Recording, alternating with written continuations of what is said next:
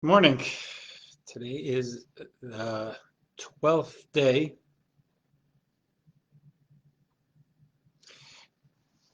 Good morning. Today is the 12th day of the month of Sivan on the Jewish calendar. And we've been trying to go through some really profound elements, one could even probably call it the central core of Jewish thinking, Jewish theology, and Jewish spiritual outlook. It's the idea of oneness, what's called monotheism, but usually in society, when we speak about it, it's in a way that's a little bit more superficial than what we're speaking about. It's about monotheism in Jewish thinking, as I've mentioned in the past few installments, is not about only believing in one God as opposed to several gods. It's not so much about a sensitivity on the numbers, and the kind of absurd example is that if a person believes in a specific, elephant as God, one, that doesn't make monotheism. Monotheism is about oneness in the universe, and that really translates into the idea that there is no independent existence outside God. That means me, you, the trees, the cars, Wall Street, Corona. There is no independent existence outside God. And Maimonides puts it this way. He says that God is the only absolute truth in the universe, because philosophically, something that is a true existence has an existence that's not dependent on an external force. There's nothing propping it up. And that doesn't exist in the world. Everything in the world is dependent on something, except for God. And to use Maimonides' words, if one could imagine that the world doesn't exist, if it would disappear today, the entire universe would disappear today, God would still exist.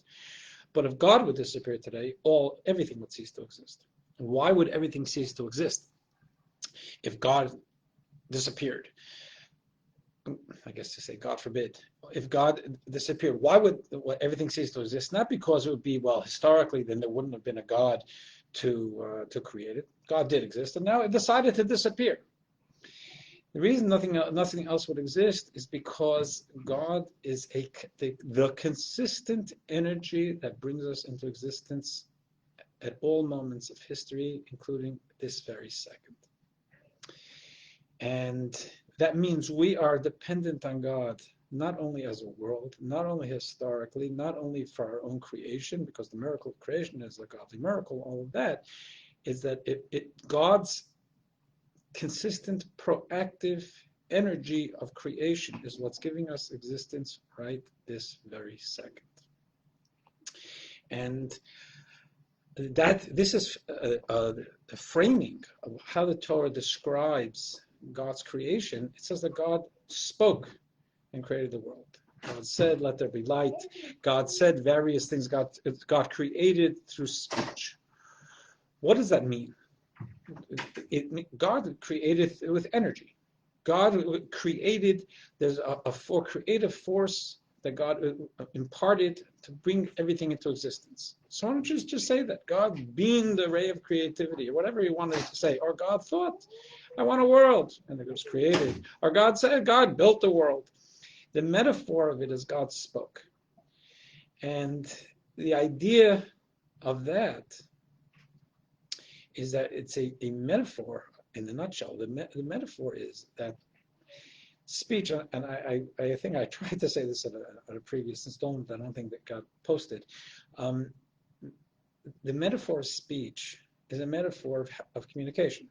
And roughly speaking, we have three means of communication. The way we think, we communicate to ourselves.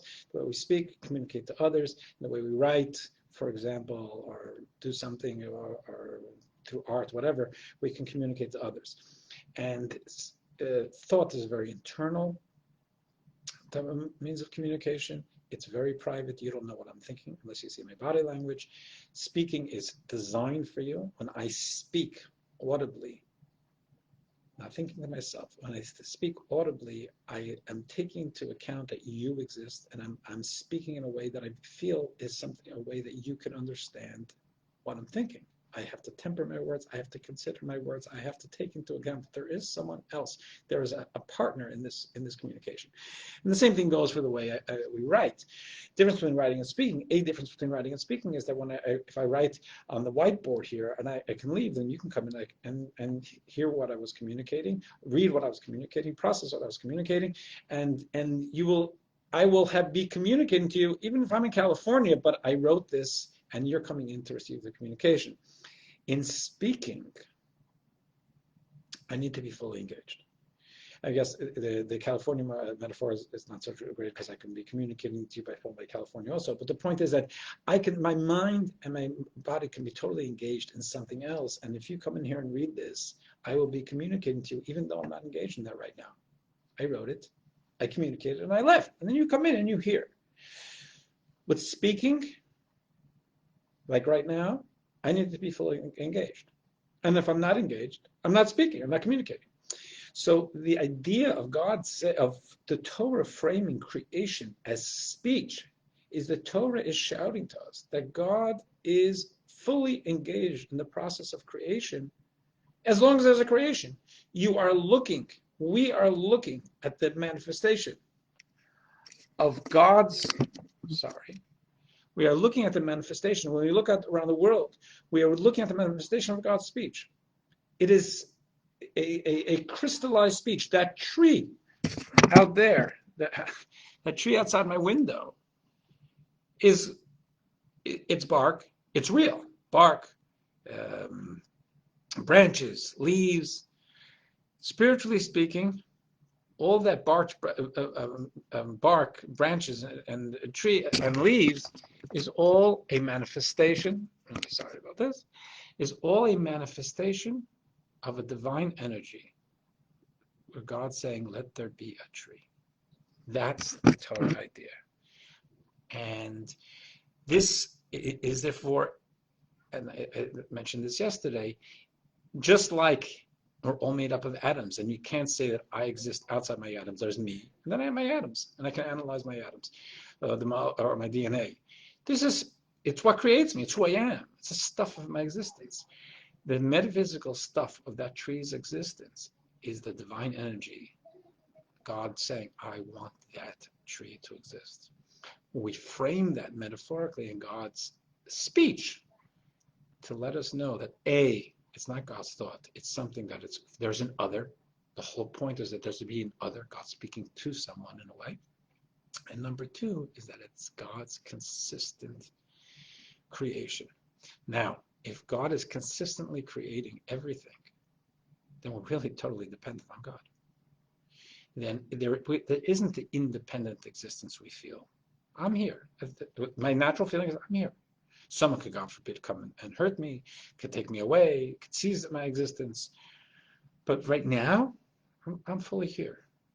When my mind and my heart understand that my existence at this very second is God saying, I want Mendy Herson to exist, obviously for a reason, for a purpose, and that's why I'm here, well, then my existence, the framework of my existence changes.